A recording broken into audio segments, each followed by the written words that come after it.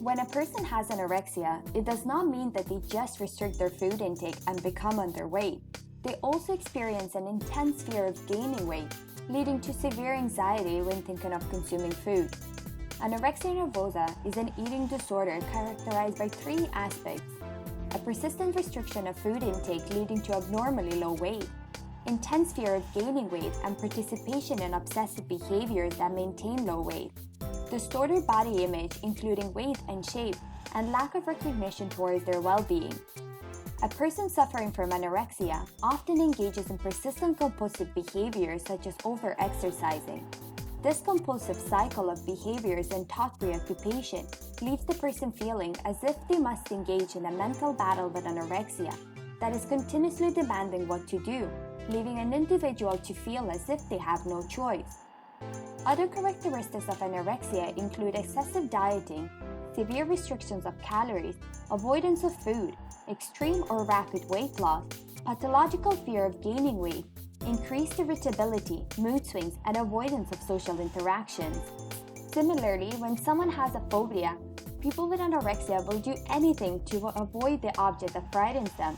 The fear of losing control over eating habits, gaining weight, and not living by the rules which bound someone suffering from anorexia becomes overwhelming, making it hard to imagine letting go of such feelings, behaviors, and thoughts. Even though an eating disorder appears to be about food and weight, this is often not the case. The underlying issues of how people think and feel about themselves are usually the primary root of an eating disorder. These disordered eating behaviors are how this internal struggle is expressed. Eating disorders are complex psychological disorders that affect every aspect of a person's functioning. A meta-analysis of 36 studies has shown that anorexia nervosa has the highest mortality rate of all eating disorders. In comparison to the general population, those affected by psychological disorders have an increased risk of all-cause mortality. These rates are higher than or comparable to heavy smoking. However, the highest mortality rates are seen in cases of anorexia, while also highlighting the highest suicide rates. Anorexia can affect anyone. However, approximately 95% of all cases occur in females, while the peak average age of onset is between 14 to 18 years. Media plays a crucial role in the development of eating disorders, including anorexia. Celebrities' weights and diets are often discussed on broadcast media, encouraging females to participate in various diets. Even though society's comments are less targeted on male body shape and weight, men are not exempt from this critical observation and are also at risk of developing anorexia. The glamorized self-imposed starvation of celebrities leaves young people attempting to achieve the unachievable, following by example and becoming vulnerable towards developing anorexia. Ultimately, broadcast media are not solely responsible for the onset of eating disorders. After all, humanity's interest and desire for weight and shape diet discussions encourage such topics. As dieting has become a part of everyday life, the risk of engaging in such behaviors remain overlooked. There is no single cause for the development of an eating disorder. Dieting in itself is not sufficient to cause anorexia. Without dieting, the illness does not occur. Sadly, because dieting is so common in our society, the severity of the problem is often not recognized. While initial comments about weight loss from friends and family are encouraging, rewarding, and positive, leading to further reinforcement. Understanding that eating disorders are coping mechanisms can help us understand how frightening and challenging it can be for the person to let go of an eating disorder. In cases of anorexia, individuals use control over their food intake, body shape, and weight to relieve stress and achieve some sense of control over their lives. Such individuals tend to lack other coping strategies. Prevention of such serious problems can be achieved through positive psychology by shifting the focus towards holistic wellness. The three components of positive psychology include subjective well-being, constructive individual traits, and positive institutions. Subjective well-being refers to the individual's evaluation of their own life.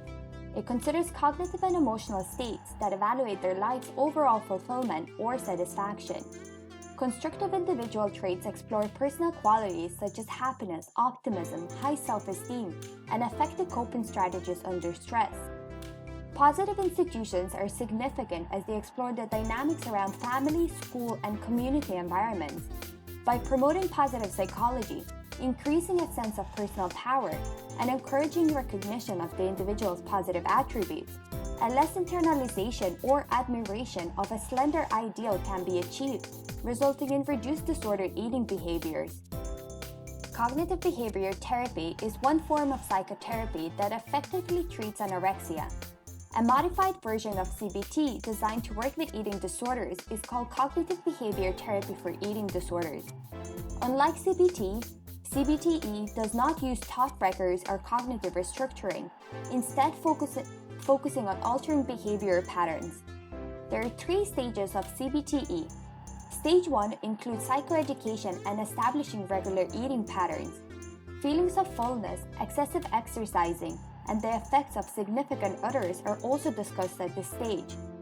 Stage 2 identifies emerging barriers to change, reviews progress, and forms a structured decision on the steps in treatment, while also being used as an introduction to the next stage and its format. Stage 3 focuses on any barriers to change identified previously. It addresses any fear and resistance to change, as well as interpersonal difficulties, significant life events, low self-esteem, and perfectionism. The maintaining factors of eating disorders are also discussed. These include the value placed on weight, shape, control over eating, dietary restrictions, and mood changes that trigger disordered eating patterns. Recovery of anorexia is possible. However, it can only begin with the will to change.